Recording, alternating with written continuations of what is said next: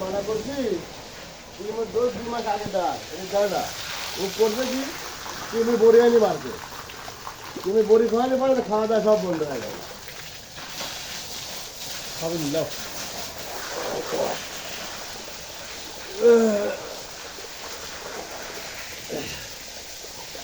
দামগুলো কম হয় না এই যে কারেন্ট দামগুলো আর কি করতে পারে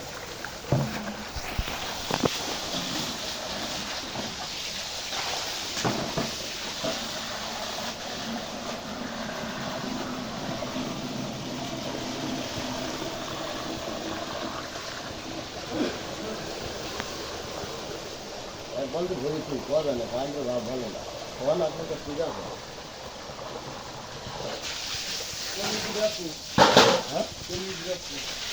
গরু